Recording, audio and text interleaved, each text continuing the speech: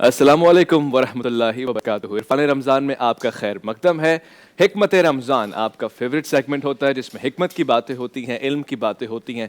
یوں تو جی T V آپ کے پاس خبر لے کر آتا ہے، مگر ماہ رمضان میں آپ کے پاس حکمت اور علم بھی لے کر آتا ہے۔ خبر اور علم میں یہی بڑا فرق ہے، اور سب سے بہترین چیز یہ ہے کہ آپ اس کو عمل میں بدل دیں۔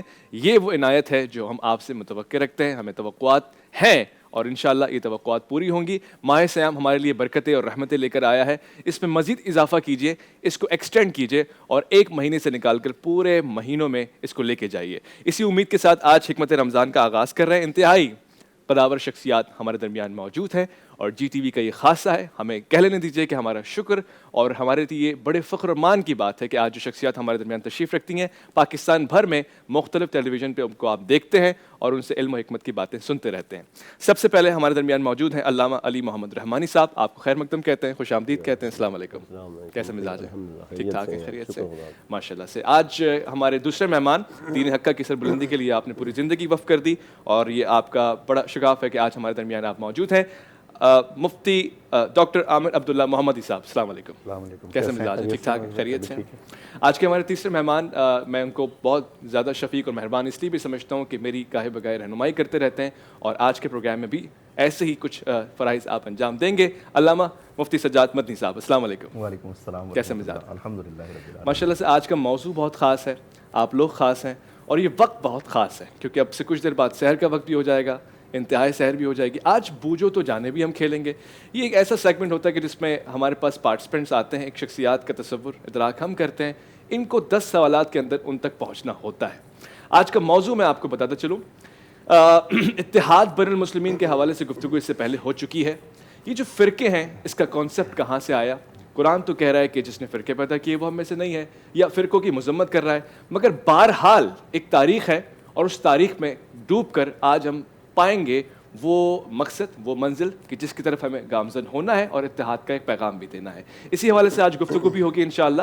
میں بغیر کسی وقفے کے ایک سوال پوچھنا چاہتا ہوں، گو کہ مجھے اندازہ ہے کہ وقت کم ہے، اس کے بعد ہمیں بریک بھی لینا ہے، واپس پلٹ کے بھی انشاءاللہ آئیں گے، مگر سب سے پہلے سوال علامہ صاحب آپ سے، ان فرقوں کی تاریخ کیا ہے؟ یہ وقت کیسے آیا کہ ایک امت جس کو حکم ہوا کہ ایک اللہ کی رسی کو مضبوطی سے پکڑنا ہے، کیسے فرقوں میں تقسیم ہو گئی؟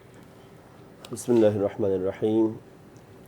رسول گرامی اسلام صلی اللہ علیہ وآلہ وسلم کے زمانے میں فرقے کا کوئی تصور ہمیں نہیں ملتا۔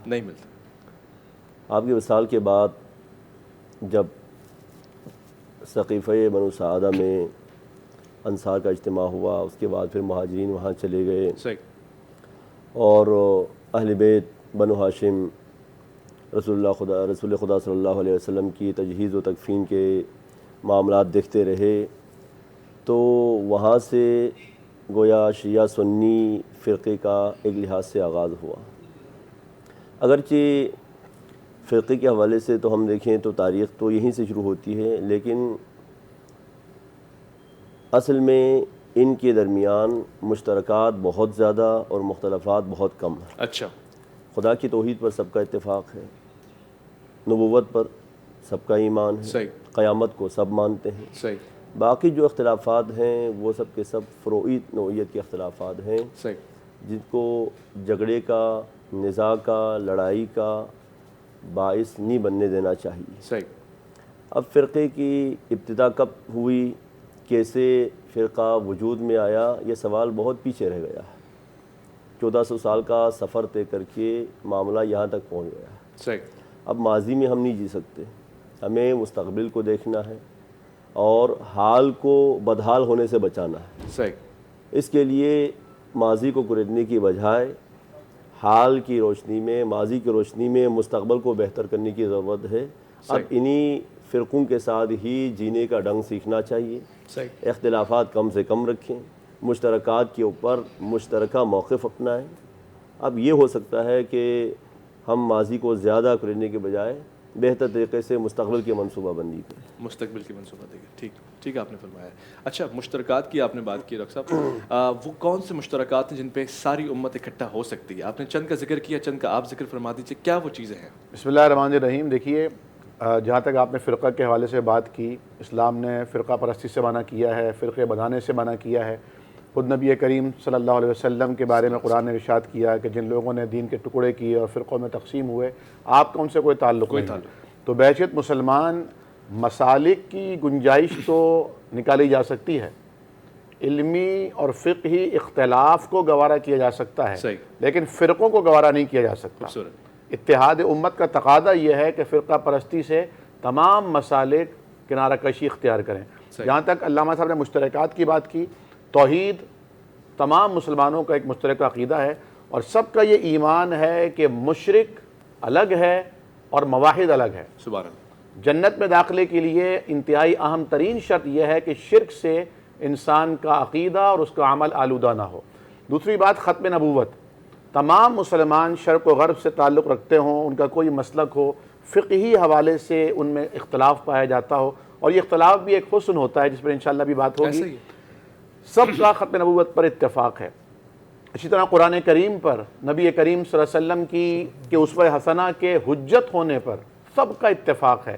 تو ایسی مشترکات جن پر تمام امت مسلمہ آج بھی متفق ہے کہ ہم نے دن میں 5 نمازیں پڑھنی ہیں، ہم نے ماہ رمضان کے فرض روزے رکھنے ہیں، ہم نے زکوٰۃ ادا کرنی ہے، ہم نے بیت اللہ کا حج کرنا ہے، اور دن میں 5 مرتبہ بیت اللہ کی طرف رخ کر کے نماز پڑھنی ہے۔ تو ان مشترکات کو جتنا فروغ دیا جائے گا، میں سمجھتا ہوں کہ اختلافات مٹیں گے اور اتفاقات کی خوشبو سے معاشرہ معطر ہوگا۔ بہت خوبصورت گفتگو آپ نے کی ہے علامہ سجاد مدنی صاحب۔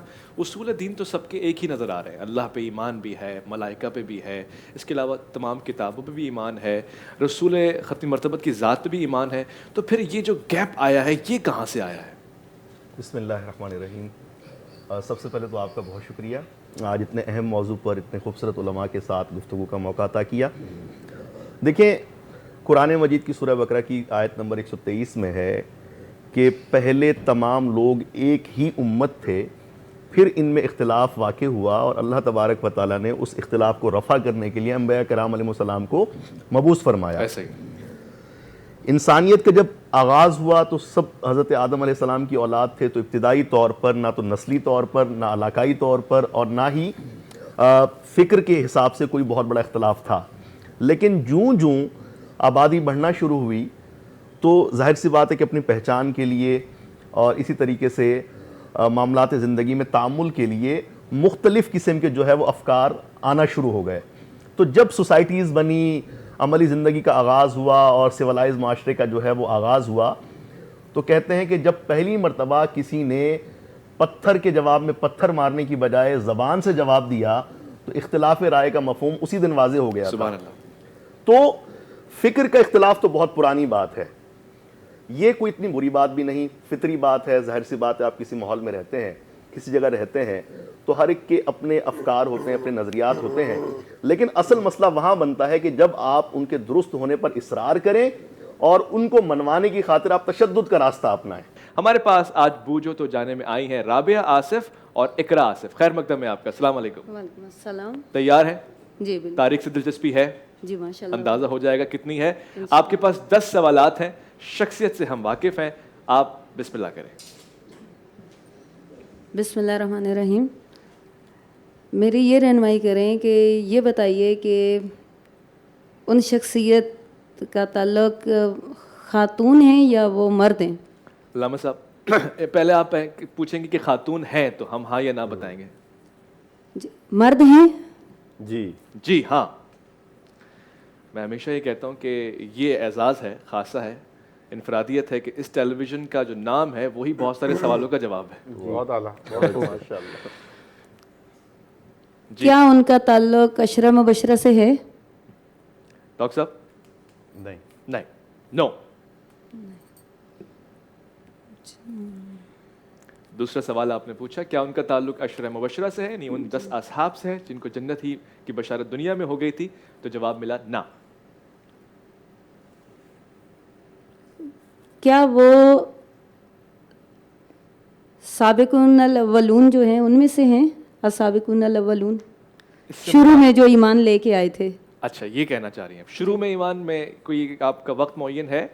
جی مکی زندگی میں، آپ صلی اللہ علیہ وسلم کی مکی زندگی میں۔ مفتی صاحب مکی زندگی یعنی ہجرت سے قبل کی بات ہو رہی ہے؟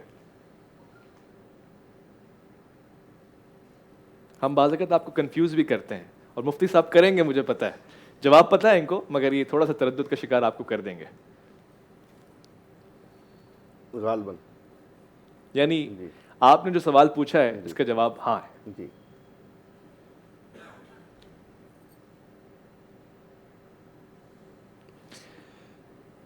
سوال پوچھا گیا اوائل اسلام میں ہی آپ کا شمار زندگی میں وہ اسلام, مکی زندگی میں اسلام لے کر آئے, اور میں پھر ہینڈ دے دوں گا, بات بڑھے گی تو بہرحال میں آگے جا کے بتاؤں گا. کچھ لوگوں کا بڑا کردار ہے, ان کے والدین کا بھی بڑا کردار ہوتا ہے, کچھ کے فرزند اور ان کے بچوں کا بڑا کردار ہوتا ہے, تو ایک پوری زندگی ہے, اس کا زاویہ ہے, کہیں ہینڈ نہ نکل جائے. اس لیے چوتھا سوال آپ خود سے پوچھ لیں. کیا آپ صلی اللہ علیہ وسلم سے بہت قریب کا ان کا رشتہ ہے؟ ویسے یہ سوال میرے نزدیک غیر ضروری اس لیے ہے کہ جب صحابہ کرام کی بات ہوئی ہے تو پھر ہر کوئی قریب ہے, مگر چونکہ یہ سوال ہے جس طرح اہل بیت یا آپ صلی اللہ علیہ وسلم کے خاندان قریش. اچھا, یعنی آپ یہ پوچھ رہے ہیں کہ کیا اہل بیت میں سے ہیں؟ جی. علامہ صاحب؟ جی نہیں. جی نہیں. نہیں. یہ اچھا سوال تھا, کیا اہل بیت میں آپ کا شمار ہوتا ہے؟ جواب آیا نہیں. 4 سوال آپ نے پوچھے ہیں, 5واں سوال آپ پوچھ سکتی ہیں. آج مجھے لگ رہا ہے کہ شخصیت کا ادراک ہو جائے گا اور 10 سوالوں سے پہلے ہو جائے گا. یہ گفٹ ہیمپر جو کیو اینز کی طرف سے آپ کی طرف آنے کے لیے تیار ہیں, پیک ہو کر آئے, باقاعدہ تیار ہو کے, جیسے ہم لوگ تیار ہو کے کہیں جاتے ہیں نا, یہ گفٹ بھی تیار ہو کر آئے کہ آج ہمیں کوئی لے جائے. اور جو مشکل گتھیاں تھیں وہ تو سلجھ چکی ہیں, ہاں ہاں, کافی قریب پہنچ سکتی ہیں اگر مزید 2-4 سوالات اچھے کیے جائیں تو. رابعہ آصف اور اقرا آصف آج مقابلہ کر رہی ہیں. بوجھو تو جانے.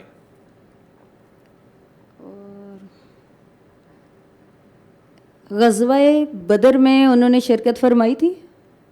اچھا سوال آپ نے پوچھا ہے.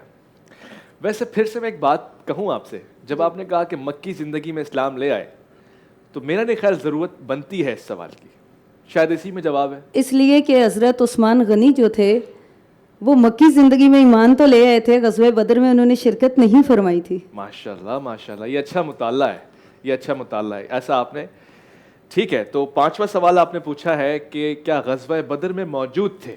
ٹھیک, اس کا جواب ہم آپ کو ہاں دے رہے ہیں.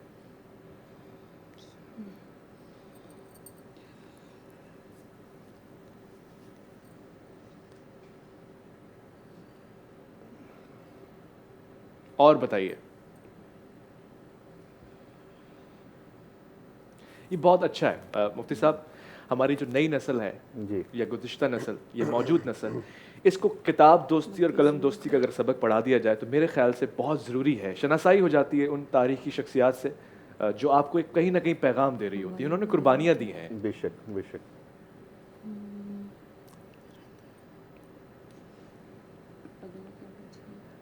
بڑا ایک دلچسپ مرحلہ ہے. انسان جب یہ سوچ رہا ہوتا ہے کہ اس نے پوچھنا کیا ہے, ایک تو یہ ہوتا ہے کہ جی جواب کیا ہے.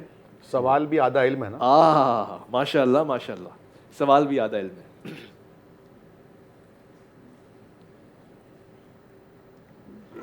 تو اس ٹائم فریم ہوتا ہے کہ 10 سے 15 منٹ ان کے پاس ہیں. ٹھیک. اور ہم اسی دوران گفتگو بھی کرتے ہیں. اگر یہ زیادہ وقت لیں گے تو میں مفتی صاحب سے پوچھوں گا دین کا شوق کس عمر سے آپ کو ہوا. یہ جو پوری زندگی آپ نے وقف کر دی ماشاءاللہ سے دین کی سربلندی کے لیے, وہ کیا عمر تھی تاکہ بچے جو دیکھیں ان کے اندر ایک شوق بیدار ہو. میں 80s میں پیدا ہوا, اور اس دور میں کیونکہ انٹرنیٹ نہیں تھا, سوشل میڈیا نہیں تھا, اور ایک ہی ٹی وی چینل ہوا کرتا تھا جو 12 گھنٹے چلتا تھا صرف. تو اس دور میں ایک بڑی اکثریت اور والدین کی ہمیشہ یہ خواہش ہوا کرتی تھی کہ وہ اپنے بچوں کو دین مدرسے سے وابستہ کریں یا دینی تعلیم کی طرف لے کے جائیں. ہمارے ہاں اس دور میں ماشاءاللہ نمازوں کا اہتمام زیادہ دیکھنے میں آتا تھا.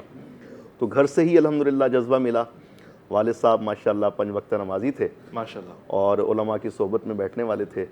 تو ہم نے تو جب آنکھ کھولی تو الحمدللہ اپنے گھر میں ہی ماحول دیکھا. جی الحمدللہ. زبردست زبردست, بہت اچھی, بہت ضروری ہے. اگر آپ اپنے گھر میں وہ ماحول قائم کریں گے, اسی لیے تو نفل نمازیں آپ کو گھر میں پڑھنی ہے تاکہ وہ ماحول کریٹ ہو سکے. بہت اچھی بات آپ نے کی ہے. آپ کا چھٹا سوال کیا ہو سکتا ہے؟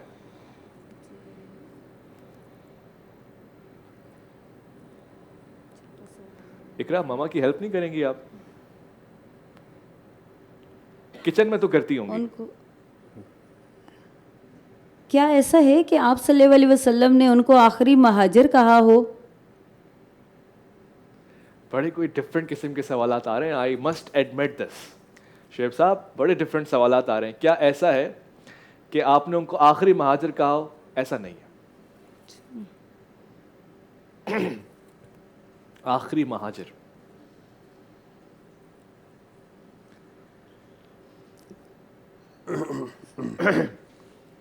ویسے فرینکلی اسپیکنگ جی یہ جو آپ نے سوال پوچھا کس شخصیت کا آپ نے ذہن میں تصور کیا تھا؟ میں نے حضرت عباس رضی اللہ تعالیٰ عنہ جو آپ صلی اللہ علیہ وسلم کے چچا تھے، جب فتح مکہ کے لیے آپ صلی اللہ علیہ وسلم آ رہے تھے تو وہ ہجرت کر کے جا رہے تھے.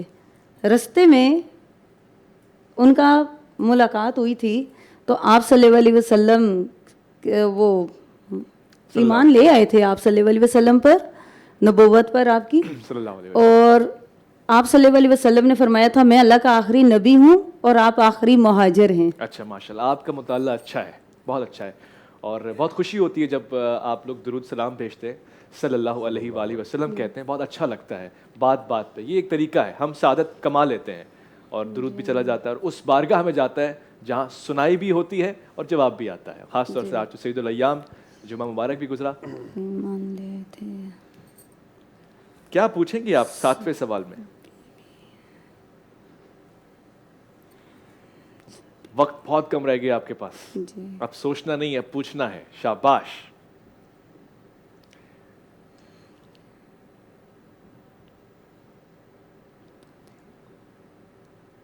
چھ منٹ مکمل رہ گئے ہیں آپ کے پاس اور وقت بہت قیمتی شے ہے. علماء کرام یہاں بیٹھے ہوئے ہیں، بہت خاص موضوع بھی ہمارے پاس ہیں. ہماری کوشش ہے کہ جتنی حکمت ہم پا سکیں لے کے جائیں یہاں سے. آپ کی کوشش ہے کہ کیو این ایس کے گفٹ ہیمپرز لے کے جائیں یہاں سے.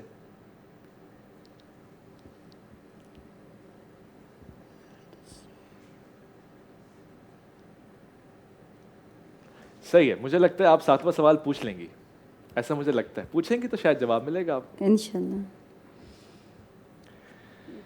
9 تک اگر آپ چلی گئی تو ہم آپ کو ایک اور ہنٹ دے دیں گے. بہرحال لیکن بڑھیے، آگے بڑھیے. جی جی.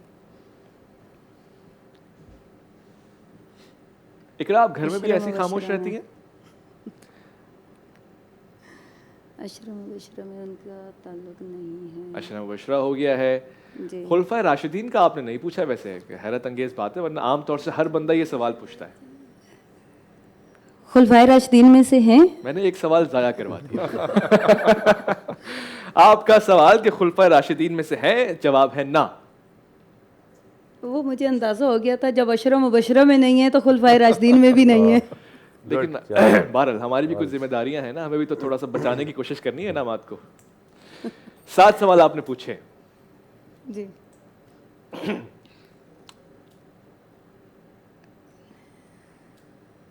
ایک اچھا سوال آپ کو میں بتاؤں جو آپ پوچھ سکتی ہیں، کیونکہ آپ وقت زیادہ لے رہی ہیں اور 4 منٹ ہمارے پاس شاید رہ گئے.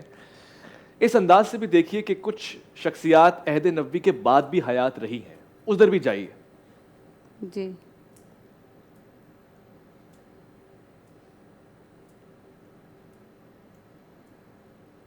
میں اس سے زیادہ بڑھ کے ہنٹ ہی نہیں دے سکتا آپ کو.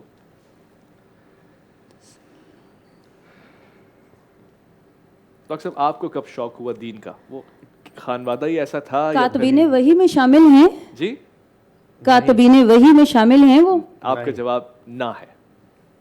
جی ڈاکٹر صاحب. میرا بھی الحمدللہ مفتی صاحب نے اس طرح فرمایا کہ الحمدللہ ماموں کی طرف سے بھی ایک بہت ہی بہترین، والدہ کی طرف سے ایک دینی ماحول تھا ماشاءاللہ. اور والد صاحب سے بھی ایک دینی ماحول ملا. تو لیکن شعوری طور پر جب میں نے یہ فیصلہ کیا کہ مجھے دینی تعلیم حاصل کرنی چاہیے تو وہ 12 سال کی عمر تھی. 12 سال کی عمر. تو میں اسکول میں پڑھتا تھا، 8 کلاس تک میں نے پڑھا تھا. اسے میں نے چھوڑ کر پھر باقاعدہ مدرسے میں داخلہ لیا اور پھر مدرسے میں پڑھنے کے دوران پھر دوبارہ پھر میں اسکول آیا. اچھا. کیونکہ یہ بھی ایک کنسیپٹ تھا کہ کہیں ایسا نہ ہو کہ وہ مکتب اور مدرسے کے ہی آبلہ بن کے بیٹھ جائیں اور ملا کی ایک جو بھپتی کسی جاتی تھی وہ جو ہے وہ تو پھر فٹ ہی ہو گئی، چسپاں ہو جائے. تو لیکن الحمدللہ دونوں محاذوں پر دین و دنیا ساتھ لے کر الحمدللہ چلے اور دونوں عصری اور دینی علوم یکساں طور پر الحمدللہ. اسی کی ضرورت بھی ہے آج. بہت بہت بہت پی ایچ ڈی اسکالر ہیں ماشاءاللہ سے. جی جی ماشاءاللہ ڈاکٹر صاحب ہیں. دینی علوم میں بھی فراغت رکھتے ہیں ماشاءاللہ. ماشاءاللہ ماشاءاللہ. اور ان کی فصاحت اور بلاغت بھی ایک مثال ہے ماشاءاللہ ماشاءاللہ. جب بھی میں نے ان کو سنا ہے، ان سے بات کی ہے، اردو کے بہت سارے صیغے میں نے ان سے سیکھے ہیں ماشاءاللہ. 3 منٹ آپ کے پاس رہ گئے. 2 سوالات آپ پوچھ سکتی ہیں، ایک شخصیت آپ نے گیس کر رہی ہیں. واہ. 3 2 1. یعنی اگر ایک درست جواب یہ دے دیں تو آپ ہنٹ دیں گے انہیں؟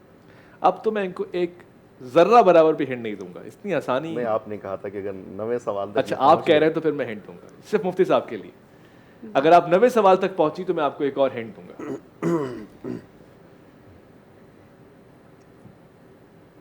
کیا آج آپ جی جی جی شاباش، سوال آیا ماشاءاللہ، سوال چلا گیا. آپ صلی اللہ علیہ وسلم کے حیات طیبہ کے بعد، یعنی کہ وفات کے بعد ان کا وصال ہوا؟ یہ 9واں سوال ہے اور اس کا جواب ہے ہاں. اس کا جواب یہ کافی بات. بس آپ نے اور ہنٹ دے دیا. دیکھیں 90 پہ ہنٹ بھی مل گیا آپ کو قدرتی طور سے. کافی بات، کافی بات، کافی بات. ویسے اس کی ضرورت نہیں تھی کیونکہ پہلے ایسے اشارے دیے جا چکے ہیں. جی بہت آپ نے وجہ بات کی، بالکل مناسب سوال نہیں بنائیے. لیکن آپ کے پاس ایک سوال اور ہے، ہنٹ آپ کو مل چکا ہے، اب آپ پوچھ دیجیے. غالباً ایک ہنٹ تو ہم نے اوائل میں شروع میں ہی دے دیا تھا گفتگو کے آغاز میں. 2 منٹ رہ گئے آپ کے پاس. 2 منٹ اور ایک سوال. حضرت 2 منٹ اور ایک سوال. اقرا خاموش، رابعہ سوچ رہی ہیں. آصف صاحب اگر دیکھ سکتے ہیں. چلے میں ہنٹ دے رہا ہوں اب، حالانکہ ہنٹ مل چکا ہے میں پھر سے ہنٹ دے رہا ہوں. شہادت ایک مرتبہ ہے، ایسا ہی حضور، اور اس شہادت ایک مرتبہ ہے، اس مرتبے پہ ہر کوئی فائز تو نہیں ہو پاتا، مگر یہ ہاں ہاں آپ کچھ کہہ رہی ہیں. حضرت خالد بن ولید. اللہ اکبر کبیرہ. کاش آپ پوری بات سن لیتی. شہادت ایک مرتبہ ہے، اس مرتبے پہ ہر کوئی فائز نہیں ہوتا. کچھ شخصیات ہوئی ہیں، یہ شخصیت بھی شہادت کے مرتبے پہ فائز ہوئی ہیں. ہاں مگر آپ تو جواب دے چکی ہیں. چلے ایک اور موقع دیا، گیس کریں کون ہے. 10 سوالات ہو چکے ہیں، اب بتا دیں کون ہے. 10 سوال ہو گئے، سوال نہیں پوچھ سکتی آپ، صرف شخصیت بتائیں جلدی. ان کا نام ہے، اور آسان کر دوں، رن میدان میں ایک ہوتی ہے طبعی موت، ایک ہوتی ہے میدان میں. آپ صلی اللہ علیہ وسلم کے بعد ہوئی ہے اور میدان میں ہوئی ہے. میدان کا تو نام بتا دیجیے. میدان کا نام بتا دوں گا تو سارا معاملہ ختم ہو جائے گا. نہیں میں خود بات کر رہی ہوں. اچھا لیکن آپ کے پاس وقت نہیں ہے، 30 سیکنڈ آپ کے پاس رہ گئے. 30 سیکنڈ رہ گئے. حضرت امام حسین. سبحان اللہ سبحان اللہ. اللہ اکبر. آپ نے اہل بیت کا سوال پوچھا، ہم نے کہا نہیں. اوہ اللہ اکبر. آج پہلی مرتبہ ایسا ہوا ہے کہ ٹیم جو ہمارے پاس آئی تھی وہ گیس نہیں کر سکی، اور انتہائی بعید جسے کہتے ہیں نا آپ، بہت دور آپ رہ گئے، بہت دور رہ گئے. چلیں آپ اب ہم اس کو آنسر کاؤنٹ نہیں کریں گے. بہرحال حضور اس جنگ کا نام بتا رہے ہیں، شاید آپ جان لیں. جنگ صفین. جنگ صفین جی سنی بھی لگتی ہے. جی اچھا حضرت امیر معاویہ اور حضرت علی کے درمیان ہوئی تھی، تو یہ ہیں حضرت امیر معاویہ. اللہ اکبر کبیرہ. آ جائیں گفٹ لے لیں آپ. انا للہ و انا الیہ راجعون. یہ لیجیے. اگر یہ میں آپ کو اس لیے کہہ رہا ہوں کہ آپ کی کتاب دوستی اچھی ہے، خدا آپ کی توفیقات میں مزید اضافہ کرے. اقرا آپ آ جائیے، اب تو قدم بڑھائیے. آپ مومل کی طرف سے گفٹ ہیمپر آپ کو اس لیے جا رہا ہے کہ آپ نے جسارت کی، یہ کاوش خدا آپ کی قبول فرمائے. بہرحال آپ کا جواب غلط رہا، کوئی بات نہیں کوئی بات نہیں. بیٹھیے. حضرت عمار یاسر رضی اللہ تعالی عنہ، آپ کی شخصیت کسی تعارف کی محتاج نہیں ہے، اور جنگ صفین میں آپ نے شہادت پائی. آپ کی شہادت کے حوالے سے بیشتر روایتیں موجود ہیں، اور جیسے میں نے آپ سے ذکر کیا کہ کچھ شخصیات ان کے والدین قربانی میں سب سے آگے رہے، آپ کا شمار ان میں سے ہوتا ہے. ہم اپنے موضوع کی طرف آ رہے ہیں. موضوع ہمارا اتحاد بین المسلمین بھی ہے، اور فرقوں کی اہمیت بھی ہے، اس کی تاریخ بھی ہے. مفتی صاحب آپ کچھ بات کر رہے تھے اور وہاں ہم رک گئے تھے کچھ دیر کے لیے، بڑی خاص بات تھی وہ.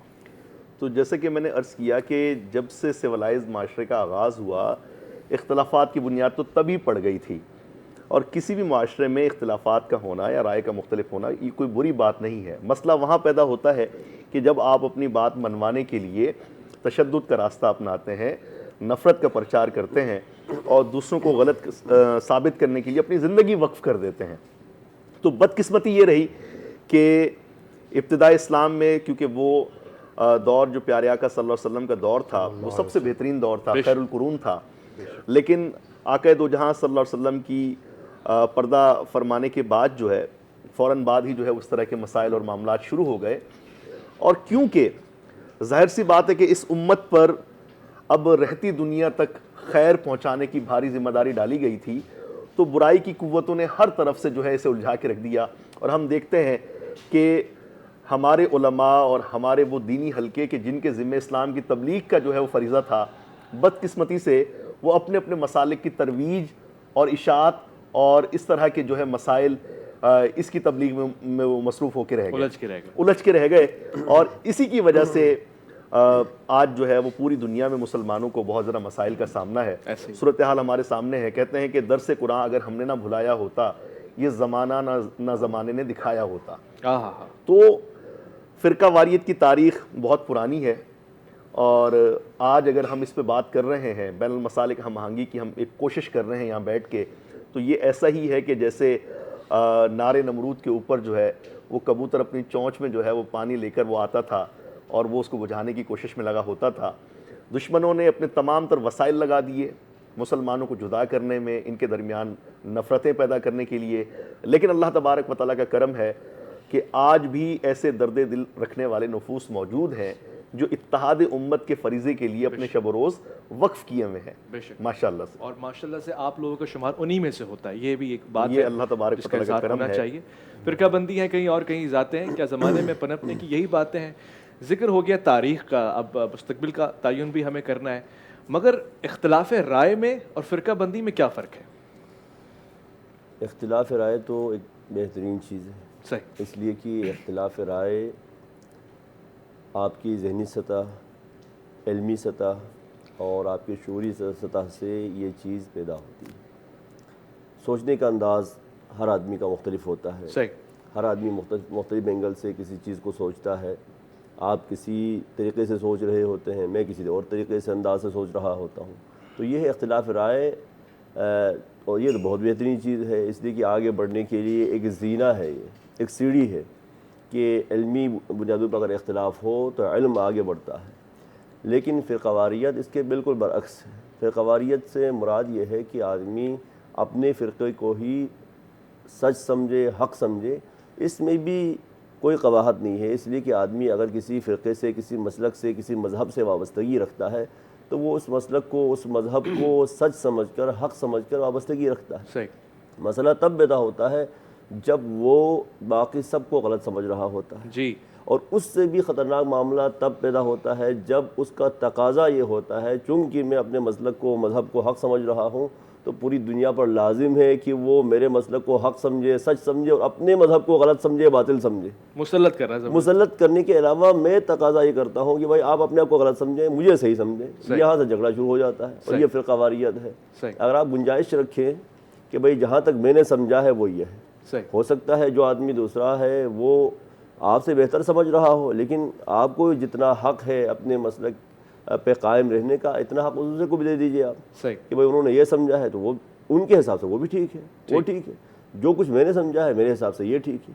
اگر آپ اتنی گنجائش رکھیں گے، وسعت قلبی رکھیں گے، تو اختلاف رائے ہے، اختلاف رائے میں کوئی مسئلہ نہیں ہوگا۔ لیکن جب فرقہ واریت کی بات آئے گی تو یہاں جھگڑے ہوں گے، یہاں دھماکے ہوں گے، یہاں خود کچھ حملے ہوں گے، یہ سب کے سب فرقہ واریت کے شخصانے ہیں، یہ اختلاف رائے کے نہیں ہے۔ اختلاف کو دشمنی میں نہیں ڈالنا چاہیے، اختلاف کو اختلاف ہی رکھنا چاہیے۔ ٹھیک ہے، عدم برداشت کی کیفیت بھی ہونی چاہیے، راہ اعتدال بھی ایک شے ہے۔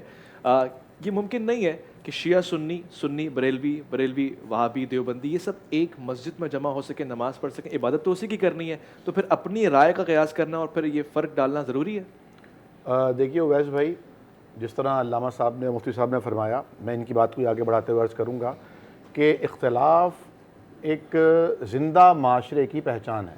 صحیح، جمود موت کی علامت ہے۔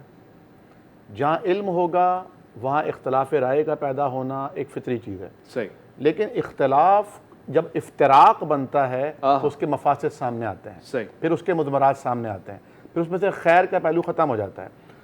اور جہاں تک آپ کے ارشاد کا تعلق ہے، آپ دیکھیے کہ الحمدللہ خانہ کعبہ، جس طرح میں نے پہلے بھی عرض کیا تھا، تمام مسالک کے سے وابستہ لوگ، خواہ ان کا کوئی طریقہ عبادت ہو، نماز پڑھنے کا کوئی طریقہ ہو، لیکن وہ الحمدللہ بیت اللہ کے سائے میں جو جہاں سے ہمیں توحید کا درس ملا ہے، وہاں وحدت کی علامت بن کے دکھائی دیتے ہیں. تو ساری دنیا کو یہ میسیج جاتا ہے.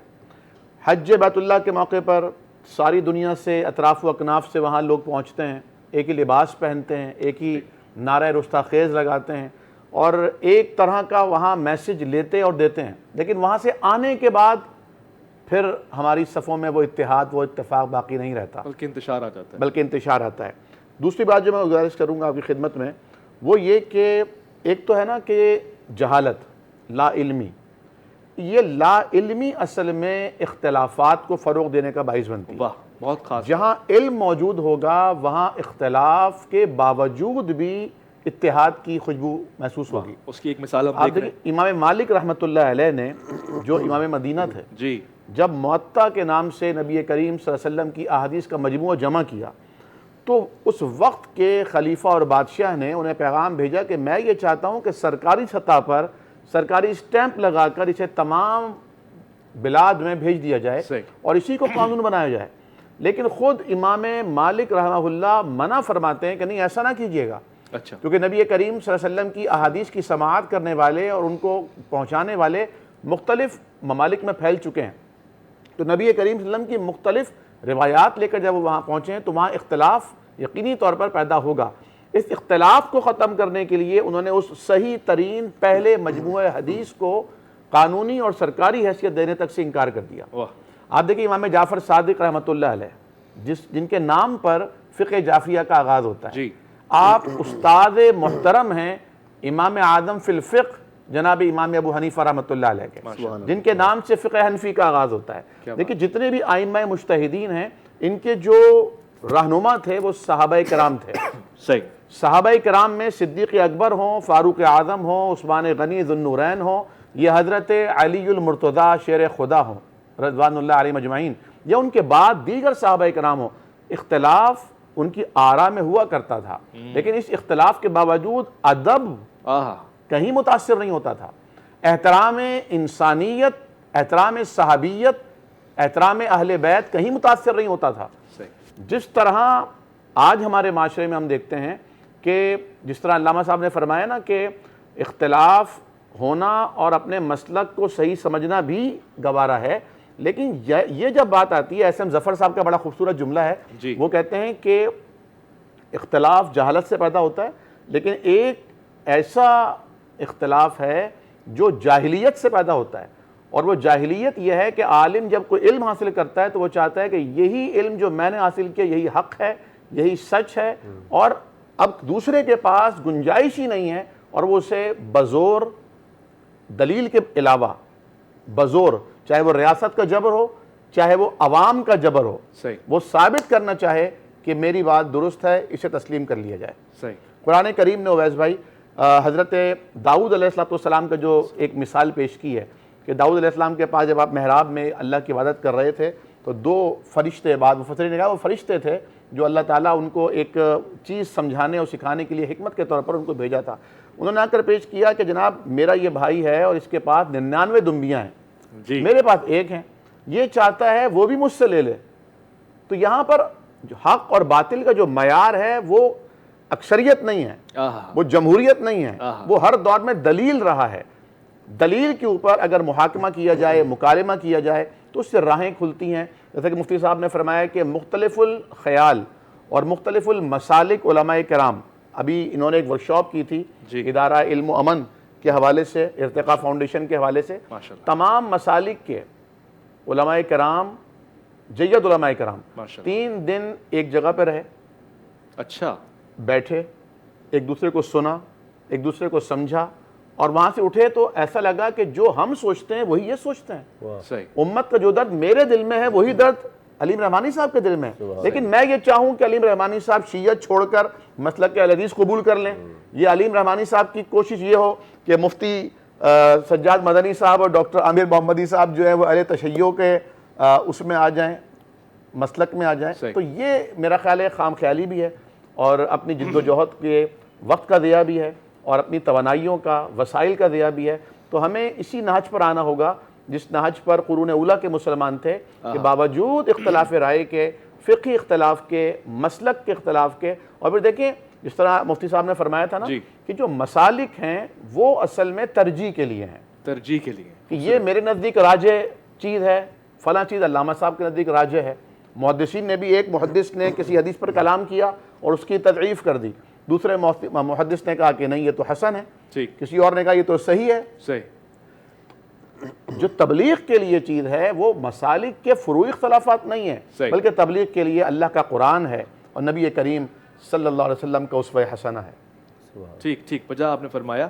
ایک بڑا حسین جملہ میرے ذہن میں آ رہا ہے، دن اور رات بھی تو اختلاف کے اوپر مشتمل ہے. جی تنوع ہے، اختلاف ہوتا ہے تو اس کا حسن میں اضافہ ہوتا ہے. بہت خوبصورت بات آپ نے کی ہے.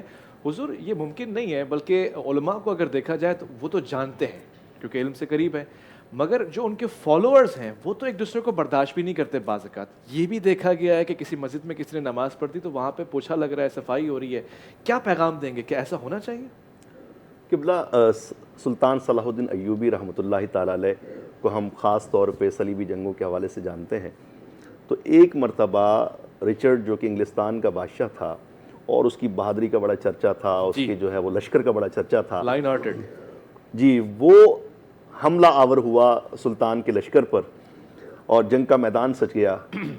تو سلطان نے اپنے معتمد 2 جاسوسوں کو اس کے لشکر میں بھیجا حلیہ بدل کر کہ جاؤ خبر لے کر آؤ کہ ان کی ایسی کون سی کمزوریاں ہیں کہ جن کے اوپر اگر ہم غلبہ پالیں تو ہمیں فتح مل جائے. صحیح. وہاں سے آنے کے بعد انہوں نے سلطان کو بتایا کہ جی باقی سارے حالات ہم نے دیکھے ہیں لیکن 2 باتیں غیر معمولی ہیں. ایک تو یہ کہ ان کی پوری فوج جو ہے وہ نفسانی خواہشات میں مبتلا ہے، عیاشی کی دلدادہ ہے اور شراب و کباب کی رسیہ ہے. اور دوسری بات یہ ہے کہ ان کے ساتھ جو مذہبی قائدین آئے ہوئے ہیں، جو ان کے ساتھ ان کے مذہبی رہنما آئے ہوئے ہیں، ان کو اس بات سے غرض نہیں ہے کہ ہماری قوم میدان جنگ میں ہے، وہ اس وقت بھی مذہبی بحثوں میں الجھے ہوئے ہیں. اچھا جی، اپنے فرقہ وارانہ اختلافات کو حل کرنے میں لگے ہوئے ہیں، ایک دوسرے کو نیچا دکھانے کی کوشش میں مصروف ہیں.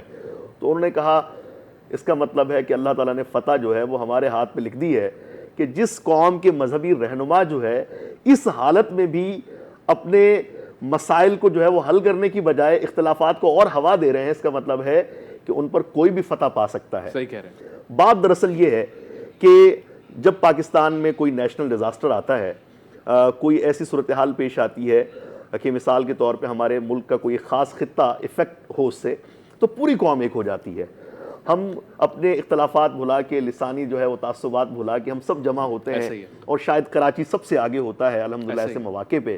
اور قطع نظر اس کے کہ جی کشمیر کا زلزلہ ہے یا پنجاب میں سیلاب آیا ہوا ہے، ماشاءاللہ سب ایک قوم بن کر اس صورتحال کا مقابلہ کرتے ہیں. اویس بھائی، آج میں علماء کو یہ پیغام دینا چاہتا ہوں کہ بدقسمتی سے لا دینیت کا اور مذہب بیزاری کا ایک ایسا سیلاب ہمارے گھروں تک آ پہنچا ہے کہ اگر ہم نے اس وقت اتحاد کا مظاہرہ نہ کیا تو یہ ہماری پچھلی پوری تاریخ پر پانی پھرنے کے مترادف ہوگا. آج کی ہماری نوجوان نسل جو جدید تعلیمی اداروں میں پڑھ رہی ہے وہ ہمارے آپسی اختلافات کی وجہ سے، ہمارے جھگڑوں کی وجہ سے اور ہمارے ممبروں پر بیٹھ کے ایک دوسرے کو کافر کافر کہنے کی وجہ سے وہ شاید یہ سمجھ بیٹھے ہیں کہ ہمارا دین اسی کی ترویج کرتا ہے، اسی کی تعلیم دیتا ہے. بہت ضروری بات اور اس کی وجہ سے ایک بہت بڑی اکثریت جو ہے وہ مذہب سے دور ہوتی چلی جا رہی ہے. الحمدللہ ہم نے اس چیز کو محسوس کیا، عملی طور پر اس کا مشاہدہ کیا، اور ماشاءاللہ ڈاکٹر صاحب نے، علامہ علی محمد رحمانی صاحب نے، اور بے شمار علماء ہیں پورے پاکستان میں، جیسا کہ تذکرہ کیا کہ ادارہ امن و تعلیم نے، پیس اینڈ ایجوکیشن فاؤنڈیشن نے ان کو پلیٹ فارم مہیا کیا اور سب ایک دوسرے سے مل بیٹھے. واللہ ہم جب 3 دن آپس میں بیٹھے تو ہمیں لگا کہ یار یہ ہم جیسا سوچتے ہیں، ہم جیسا عقیدہ رکھتے ہیں، ہم جیسا نظریہ رکھتے ہیں، اور شاید 100 میں سے 90 باتوں پر ہمارا کسی قسم کا کوئی اختلاف نہیں ہے. بہت خوبصورت، بہت خوبصورت. یہی حقیقت ہے. اگر لوگ بیٹھ جائیں نا ساتھ میں، سارے معاملے حل ہو جائیں. اور سب سے بنیادی چیز جو ہمیں جوڑ سکتی ہے وہ عشق ہے. اور ہم سب مستففی ہیں، ہمیں سب کو عشق ہے.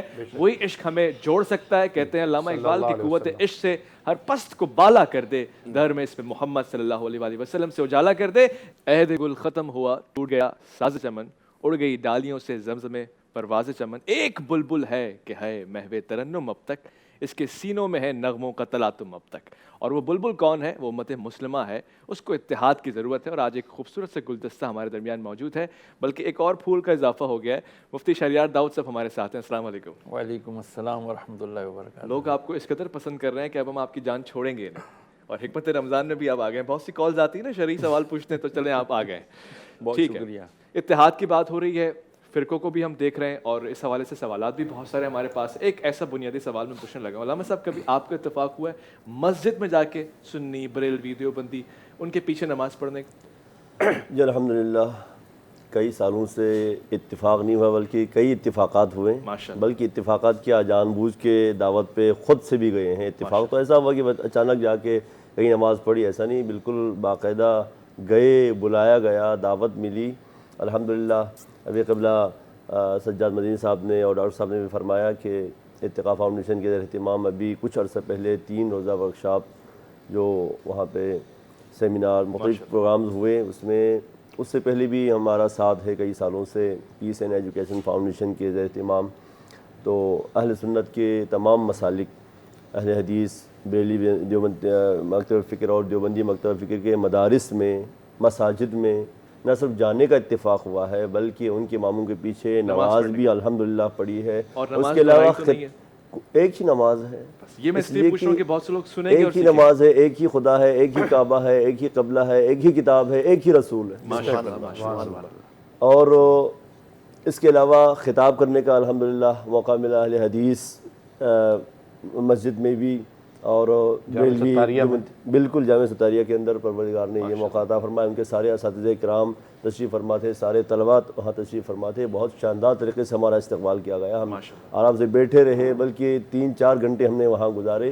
اور تمام مسالک کے علماء کے ساتھ بالخصوص میرا ایک ذاتی تعلق، ذاتی پیار اور ذاتی محبت ہے الحمدللہ. جن میں ڈاکٹر صاحب اور مفتی صاحب تو ہمارے انتہائی قریبی، بلکہ دوستانہ سے کہیں زیادہ برادرانہ تعلق ہیں ہمارا الحمدللہ.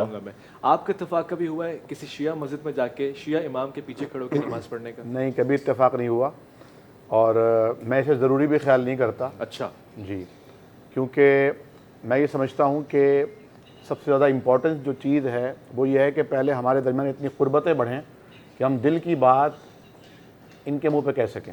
صحیح. اور جیسے کہ ابھی خود علامہ صاحب نے فرمایا کہ الحمدللہ وہ مقام آ چکا ہے کہ جب ہم آپس کی باتیں کہیں اور کرنے کے بجائے ایک دوسرے کی محفلوں میں جا کر، ان کے گھروں پر، ان کی مساجد میں، مدارس میں، مکاتب میں جا کر مکالمے کے انداز میں ڈسکس کرتے ہیں. صحیح. اس طرح بہت ساری گتھیاں سلجھتی ہیں. آپ دیکھیے کہ جب ہم پاکستان سے باہر جاتے ہیں تو وہاں پر جا کر ہم مسجد ڈھونڈتے ہیں، اور جو مسجد ہمیں میسر آتی ہے ہم اس مسجد میں جا کے نماز پڑھ لیتے ہیں. صحیح کہہ رہے ہیں. حضرت مولانا مفتی اسلم نعیمی صاحب ہمارے بہت ہی گہرے دوست تھے، اور ہم نے بہت عرصے اتحاد بین المسلمین کے لیے کام کیا. تو میں اس زمانے میں ایک پروگرام کرتا تھا، ہوسٹنگ کرتا تھا، انہیں وہ میں نے مدعو کیا. آپ تشریف لائے اور شاہ احمد نورانی جی مدد العالی کا بھی ذکر خیر ہوا. انہوں نے کہا جب ہم پاکستان کے حدود سے باہر نکلے تو وہاں تو ہمیں کوئی دیوبندی، اہل حدیث، بریلوی نظر ہی نہیں آیا. وہاں تو سب مسلمان تھے. صحیح. وہاں تو ہم مسلمان تلاش کرتے تھے اور پاکستانی تلاش کرتے تھے. تو میں یہ سمجھتا ہوں کہ اس وقت جس چیز کی سب سے زیادہ ضرورت ہے وہ یہ ہے کہ مسلمانوں کے مابین اتحاد اور اتفاق کو اس مقام تک پہنچا دیا جائے کہ جہاں کسی دشمن کو بھی رخن اندازی کرنے کی جرت نہ ہو سکے. خوبصورت خوبصورت، بہت اچھی بات آپ نے کہ ہم کوئی بھی چیز دیکھنی ہوتی ہے مفتی صاحب تو صحابہ کی زندگی میں دیکھتے ہیں یا عہد نبوی میں دیکھتے ہیں. خاص طور سے معیار تو وہی ہیں، اس معاملے کو بھی اسی جگہ پہ جا کے دیکھتے ہیں. مفتی صاحب، صحابہ کی زندگی میں کبھی ایسا ہوا ہوگا کہ کسی سے وہ اختلاف رائے کہہ دیجیے، یا کسی مسلک کے حوالے سے، کسی حدیث کے حوالے سے، ان کا طرز عمل کیا تھا؟ صحابہ کرام علیہم رضوان کی زندگی میں، بالخصوص خلفاء راشدین کی حیات مبارکہ میں، ہمیں اس کے بہت سے مظاہر ملتے ہیں، بہت سی مثالیں ملتی ہیں کہ آپ اولاً تو مشاورت فرماتے تھے، کیونکہ قرآن نے، پیارے آقا صلی اللہ علیہ وسلم نے اسلام میں شرائعت کے نظام کو متعارف کروایا، ڈکٹیٹرشپ کی نفی فرمائی. تو جب بھی کسی اہم معاملے کے لیے ضرورت پیش آتی تو صحابہ کرام علیہ رضوان جمع ہوا کرتے تھے، اور ان میں علم و فضل کی وجہ سے جن کو اہمیت حاصل ہوتی تھی وہ خلفاء راشدین سے بھی اختلاف رائے کر لیا کرتے تھے. صحیح. بے شمار مثالیں ملتی ہیں سیدنا فاروق اعظم رضی اللہ تعالیٰ عنہ عید کا خطبہ دینے کے لیے کھڑے ہوتے ہیں, اچھا, تو وہاں مجمع میں موجود ایک صحابی کہتے ہیں کہ جی ہم سب کو بیت المال سے جس قدر کپڑا ملا, آپ کے پاس اس کا دگنا کپڑا موجود ہے آپ کے لباس میں, تو اس کی وضاحت فرمائیے. تو آپ کی آنکھوں سے آنسو روا ہوتے ہیں اور آپ فرماتے ہیں کہ میرے بیٹے نے بھی اپنا حصہ مجھے اثار کر دیا ہے. اسی طرح فیصلوں کے معاملے میں یہ ہے کہ فاروق اعظم رضی اللہ تعالیٰ عنہ خلافت کا حلف اٹھاتے ہیں, آپ کچھ سخت فیصلے فرماتے ہیں, اور اس کے بعد کیونکہ آپ کی عادت مبارکہ تھی, آپ امت کی خیر خواہی کے لیے رات کو بھیس بدل کے نکلا کرتے تھے. تو آپ ایک دفعہ جا رہے ہیں تو دو نوجوان صحابہ آپس میں بات کر رہے ہیں کہ فاروق اعظم رضی اللہ تعالیٰ عنہ کا یہ فیصلہ جو ہے اس کے اندر اس طرح بات ہونی چاہیے تھی, اور یہ اگر اس طرح ہو جاتا تو زیادہ بہتر ہوتا. تو آپ قریب ہوئے اور آپ نے پوچھا کہ اچھا اب کیا کرنا چاہیے, اب تو فیصلہ کر دیا انہوں نے. جی. تو انہوں نے کہا کہ جی اب اگر وہ فیصلہ کر چکے ہیں تو وہ ہمارے امیر المومنین ہیں, اب ہم پر ان کی اطاعت لازم ہے. خوبصورت. لہٰذا اب ہم یہ نہیں کہہ رہے کہ خدا نخواستہ بغاوت کی جائے. تو صحابہ کرام علیہم الرضوان کی زندگی میں ہمیں اختلاف رائے کا بڑا خوبصورت جو ہے مظاہر اس کے اور مناظر دیکھنے کو ملتے ہیں. اور ایک بات اویس بھائی جو آپ نے شروع میں فرمایا, میں اپنا حصہ ملانا چاہوں گا. خدا نہ خواستہ بین المسالک ہم آہنگی کی کوششوں کا یہ قطعی مطلب نہیں ہے کہ سب مسالک کو ضم کر کے ایک چوتھا مسلک بنا دیا جائے یا ایک پانچواں مسلک بنا دیا جائے. جی, یہاں بات صرف اتنی ہے کہ آپ اپنے اپنے عقیدے پر رہتے ہوئے, اپنے نظریے پر رہتے ہوئے, اپنے اعتقادات کو فالو کرتے ہوئے آپ تشدد کا راستہ چھوڑ دیجئے, آپ نفرت کا پیغام عام کرنا چھوڑ دیجئے. ایک دوسرے کو دیکھ کر چہرہ پھیرنے کی بجائے مسکرا کر ایک دوسرے کو سلام کیجئے, سلام میں پہل کیجئے. اور معاشرے میں خاص طور پر ہمارا مظلوم ملک پاکستان اس وقت سب سے زیادہ اس کو ہماری ضرورت ہے. ایسے ہی ہم بیرونی قوتوں کے اعلیٰ کار بنے, ہم نے اپنی زمین کو جو ہے ان کی تجربہ گاہ بنا دیا, لیکن ہم اپنے ملک کو فراموش کر بیٹھے. آج اگر روہنگیا کے مسلمانوں پر ظلم ہوتا ہے تو سب مسالک آگے آ جاتے ہیں. میں یہاں بیٹھ کے یہ خواہش کا اظہار کرتا ہوں کہ اگر ہزارہ کے مسلمانوں پر ظلم ہوتا ہے تب بھی اسی جوش و جذبے کے ساتھ آپ کو باہر آنا پڑے گا. بہت ضروری بات ہے. اسی طریقے سے اگر داتا دربار کے باہر جو ہے دھماکہ ہوتا ہے تو اگر آپ شام کے مسلمانوں کے لیے نکلے تھے تو یہاں بھی آپ کو نکلنا پڑے گا. اسی طریقے سے اگر مثال کے طور پہ کسی دیوبندی یا اہل حدیث ادارے کے طلباء کو دہشت گردی کا نشانہ بنایا جاتا ہے تو ہم سب کو ایک آواز میں جو ہے اس کے خلاف آواز مذمت بلند کرنی ہوگی. ہمیں عالمی دنیا کو بعد میں دیکھنا پڑے گا, پہلے اپنے گھر کی خبر لینی پڑے گی. صحیح بات ہے. یہی میں سمجھتا ہوں کہ ہمارا پیغام ہے اور یہی جو ہے محبت کی آواز ہے. اس کو راستہ ملنا چاہیے.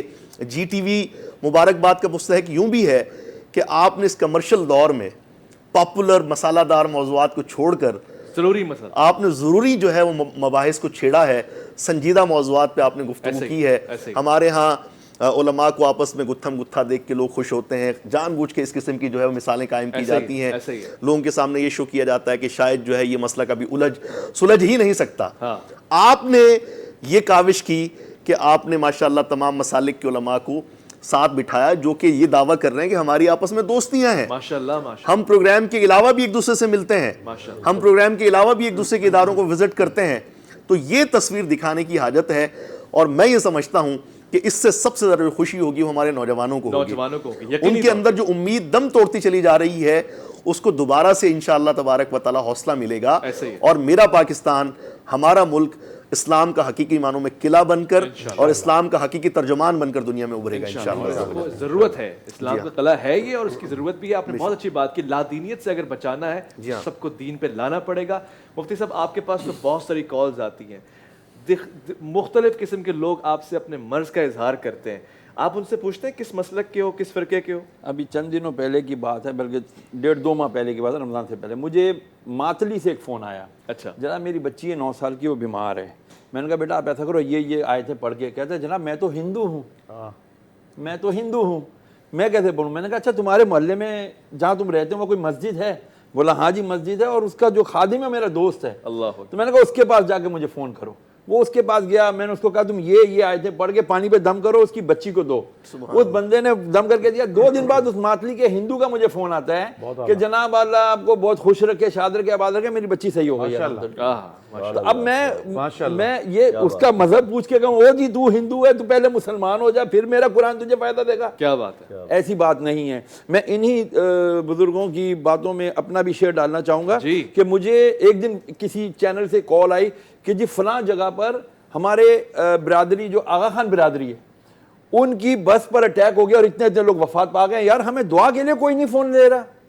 مجھے بہت افسوس کے ساتھ یہ بات کرنا پڑ رہی ہے, کہہ رہے ہیں ہم اتنے علماء کو فون کر چکے ہیں لیکن کوئی بھی ان کے لیے دعائیں مغفرت کرنے کے لیے ہمارے ساتھ ٹی وی پر نہیں آ رہا, دعا نہیں کرنا چاہ رہا, اس میں اپنی شیئرنگ نہیں کرنا چاہ رہا. تو بہرحال میں نے وہ کال جو آئی تھی, اسی کال کے اوپر میں کہیں سفر کر رہا تھا, گاڑی میں نے روکی سائڈ پر اور اس کے پورے تقریباً 2.5-3 منٹ میں نے ان کے ساتھ گفتگو کی, ان کو کنڈولنس کیا, ان کی شریک غم ہوا. اور یہ حقیقت میں خدا کی قسم یہ ہمارا دین ہے کہ وہ کہتا ہے کہ بس ہمارے نبی علیہ السلام جب کھڑے ہو جاتے ایک جنازے کے لیے تو صحابہ کہتے ہیں یہودی کا جنازہ ہے, تو آقا فرماتے ہیں انسان نہیں ہے. احترام آدمیت, احترام آدمیت, that's what I'm trying to say, کہ جب ہم جو آقا علیہ السلام نے ارشاد فرمایا خیر الناس من ينفع الناس, تو تم میں سے بہترین انسان وہ ہے جو دوسرے انسانوں کے لیے نفع بخش ہے. بس یہاں آ کر کے ہمیں بہت کچھ سوچنے پر مجبور ہونا پڑے گا کہ خدا کے لیے اسپیس دیں, دلوں میں گنجائش لائیں. ایسا ہی ہے کہ ہم یہ شیعہ ہے, یہ اہل حدیث ہے, یہ بریلوی ہے, یہ دیوبندی ہے, نہیں, یہ پہلے انسان بھی ہے, پہلے انسان ہے, ٹھیک اور ہے, اس کے بعد ایک اللہ کا ماننے والا ہے, ایک نبی کا ماننے والا ہے. اس سے خوبصورت بات کیا ہو سکتی ہے؟ بڑی خوبصورت بات کی شہریار بھائی نے. دیکھیں کسی نے بڑا خوبصورت جملہ کہا تھا اویس بھائی کہ جب کوئی آپ سے آپ کا مسلک پوچھتا ہے تو دراصل وہ یہ فیصلہ کرنا چاہتا ہے کہ آپ سے محبت کرنی ہے یا نفرت کرنی ہے. قرآن تو کہتا ہوا سماکم المسلمین من قبل وفی ہذا, تو آدمیت اور پھر وَلَقَدْ كَرَّمْنَا بَنِي آدَمَ, اللہ نے آدمیت کو وقار اور تکریم عطا فرمائی ہے. جب ہمارا نام, اور پھر مسلمان تو کہتے ہیں شیر و شکر کو, مسلمان تو کہتے ہیں نرم خو کو, مسلمان تو کہتے ہیں خشوع اور خضوع کرنے والے کو, دوسروں کے آگے تواضع اور فروتنی کرنے والوں کو. مسلمان اسے تھوڑی کہتے ہیں کہ جو سلامتی کے دائرے سے صرف اپنے گرد دائرہ کھینچے اور باقیوں کو دائرے سے نکال دے. مسلمان تو وہ ہے جو دوسروں کو لے کر آئے. آج بجائے اس کے کہ ہم لوگوں کو مسلمان بنائیں, ہم مسلمان جو اپنے آپ کو کہہ رہے ہیں ہم انہیں دائرہ اسلام سے باہر نکالنا چاہتے ہیں. بہت ضروری بات ہے, میں یہ نقطہ آپ سے لینا چاہتا ہوں. بہت سے لوگ عدم برداشت کا شکار ہیں, ایک دوسرے کو کافر کافر کہہ رہے ہیں, اس کی مذمت ہونی چاہیے. کیا ہمیں یہ اختیار پہنچتا ہے کہ یقینی طور پر اس کی شدید مذمت ہونی چاہیے. الحمدللہ علماء حق مذمت کرتے رہے ہیں, کر رہے ہیں. دیکھیے نبی کریم صلی اللہ علیہ وسلم کا فرمان ہے کہ اگر کسی نے کسی کو کافر کہا تو یہ, اور وہ کافر نہ ہوا, کیونکہ کفر اور اسلام کا فیصلہ تو اللہ رب العالمین فرمائیں گے. نبی کریم کا فرمان ہے نا, جب ایک آپ کے سامنے کیس آیا کہ ایک صحابی کے ہاتھوں سے ایک شخص قتل ہوا جس کے بارے میں آپ کو یہ شکوہ کیا گیا کہ وہ کلمہ پڑھ رہا تھا, تو آپ نے جب ان کی پیشی فرمائی تو انہوں نے کہا کہ وہ تو موت کے ڈر سے کلمہ پڑھ رہا تھا. حضور کریم صلی اللہ علیہ وسلم نے فرمایا کیا تو نے اس کا دل چیر کر دیکھا تھا؟ تو اسلام ظاہر پر اعتبار کرتا ہے, ایمان اندر ہے یا نہیں اس کا فیصلہ اللہ رب العالمین کی ذات کر سکتے. دنیا میں کوئی ایسا آلہ ایجاد نہیں ہوا جو ہمارا تقوی اور ہمارا ایمان جانچ سکے. یہ تو ہم جانتے ہیں اور ہمارا رب جانتا ہے. اب آپ یہ دیکھیے کہ نبی کریم صلی اللہ تعالی علیہ وسلم فرماتے ہیں کہ اگر تم نے کافر کہا اور وہ کافر نہ ہوا تو ایک کفر تمہاری طرف پلٹے گا. آج یعنی علم نہیں ہے, اجتہاد کا منصب نہیں ہے, افتاء کی صلاحیت نہیں ہے, آپ نے چند کتابیں بھی نہیں پڑھی, ایون یہ کہ آپ کو تلفظ سے صحیح قرآن کریم کی آیات پڑھنے کی صلاحیت بھی, استعداد بھی نہیں ہے. صحیح کہہ رہے ہیں. آپ کو احادیث کے جو کتب احادیث ہیں ان کے نام آپ کو ازبر نہیں ہیں, محدثین کے اسماء گرامی اور ان کے شجرے سے آپ واقف نہیں ہیں, لیکن آپ مسند افتاء پر اور مسند قضاء پر براجمان ہو کر لوگوں کے اوپر فتوے لگا رہے ہیں. ٹھیک کہہ رہے ہیں. اور اس کا نقصان کس کو پہنچ رہا ہے؟ امت مسلمہ کو, ملت واحدہ کو نقصان پہنچ رہا ہے. ایک اس میں سوال کرنا چاہوں گا دیکھنے والوں سے کہ اگر آپ اپنے جس مسلک سے آپ کی وابستگی ہے, آپ وراثتی عقیدہ لے کر پیدا ہو ہی گئے ہیں کہ آپ وہاں پیدا ہوئے, تو اس میں آپ کا کیا کمال ہے؟ بہت خوب, بے شک بہت خوب. ہو سکتا تھا کہ آپ سامنے والے مخالف فکر والے فرقے میں آپ کی پیدائش ہوتی, تو ایک بڑی اکثریت تو وراثت میں عقیدہ لے کر پیدا ہوتی ہے. بہت خاص بات آپ نے کی. ٹھیک ہے, علم و تحقیق کے نتیجے میں تو بہت کم لوگ جا کے جو ہے نا وہ تحقیق کے بعد کوئی نظریہ اپناتے ہیں. تو ہمیں قرآن بھی یہی حکم دیتا ہے, پیارے آقا صلی اللہ علیہ وسلم کی حیات مبارکہ سے بھی ہمیں یہی درس ملتا ہے, اور اسلام کی آفاقی تعلیمات کا نچوڑ بھی یہی ہے، جیسا کہ ڈاکٹر صاحب نے شروع میں فرمایا کہ ہمارا ایک ایک مذہبی فریضہ ہمیں زبان حال سے یہ پکار کے کہہ رہا ہے کہ اتحاد، مسلمانوں کی یگانگت اور ان کی آپسی محبت، یہ سب سے بنیادی بات ہے۔ ہمارا حج، ہماری نماز جمعہ، ہمارا جو ہے وہ مینا کے اندر جو وقوف ہوتا ہے، ہماری مزدلفہ کی رات کہ جہاں پہ ہمارا احرام اور ہمارا ایک تلبیہ، اور حرم پاک کے اندر، حرمین مقدسین کے اندر جو ہے وہ سب کا ایک ہی صف میں کھڑے ہونا، ایک دوسرے کے کندھے سے کندھا ملانا، یہ اس بات کا مظہر ہے کہ ہمارا دین، ہمارا خالق کائنات اور ہمارے پیارے آقا صلی اللہ علیہ وسلم ہم سے کیا چاہتے ہیں۔ اور پوری دنیا اس وقت شدید جو ہے فکری خلفشار کا شکار ہے، مسلمانوں کی طرف وہ دیکھ رہے ہیں کہ ہم آگے بڑھیں، اور جس طریقے سے ہم نے کئی صدیوں تک پوری دنیا کی امامت کا فریضہ سر انجام دیا ہے، آج پھر سے جو ہے وہ ہم آگے بڑھیں اور یہ بھاری ذمہ داری اپنے کندھوں پر اٹھائیں۔ لیکن اس سے پہلے ضروری ہے کہ اتحاد، محبت، یگانگت اور رواداری کا پیغام ہماری صفوں سے نکلنا چاہیے، اور ہمارے ممبروں سے نفرت کی بجائے محبت کا پیغام عام ہونا چاہیے۔ بے شک ایسا ہی ہے، اور اس لیے تو حضرت علامہ اقبال نے فرمایا کہ وہ زمانے میں معزز تھے مسلمان ہو کر، اور تم خوار ہوئے تارک قرآن ہو کر۔ قرآن جیسی کتاب جب ہمارے درمیان موجود ہے تو پھر ہمیں جڑنے کے لیے اور کیا چاہیے؟ کوئی اور شے ہمیں درکار نہیں ہے۔ یاد رکھیے گا، جن کے بہت سارے خدا ہیں وہ اکٹھے کھڑے ہیں، اور جن کا ایک خدا ہے وہ آپس میں لڑے پڑے ہیں۔ یہ انتہائی منفی صورتحال ہے، مگر ہم نے آج کی گفتگو سے اپنا اثر چھوڑا ہے، اور آپ بھی معاشرے میں اپنا اثر چھوڑ سکتے ہیں، لوگوں کے ساتھ مل کر، ان کے گلے لگا کر، اور ان کے ساتھ افطار کر کے، یا پھر عبادات میں اکٹھے ہو کر، کیونکہ بڑا المیہ یہ ہے، وظائف رمضان میں بھی ہم نے ذکر کیا، سینما ہال میں تو ہم اکٹھے ہو جاتے ہیں، نہیں پوچھتے کون کہاں سے آیا ہے۔ جب مسجد میں کھڑے ہوتے ہیں تو پھر میں فرقہ بھی معلوم کرنا ہے، قومیت بھی معلوم کرنی ہے، اور یہ بھی معلوم کرنا ہے کہ کہاں جائے گا، کس کو فالو کرتا ہے، کون سے عالم کا فالوور ہے، اور کہاں سے میں نے کون سا نعرہ لگانا ہے۔ آج کے اس گفتگو کو یہیں پہ اختتام پذیر کرتے ہیں۔ انشاءاللہ آج پھر سے افطار میں ملاقات ہوگی۔ عرفان رمضان میں آج آپ کا انتظار بھی رہے گا۔ میں انتہائی شکر گزار ہوں مفتی صاحب آپ کا، ڈاکٹر صاحب آپ کا، علامہ صاحب آپ کا، اور مفتی صاحب آپ کا تو خاص طور سے ہمیشہ ہمارے ساتھ رہتے ہیں۔ بہت شکریہ آپ کا، سب سے زیادہ شکریہ کہ اس ٹرانسمیشن کو آپ نے پسند کیا اور ایک معیاری ٹرانسمیشن قرار دیا۔ اللہ آپ کا حامی و ناصر۔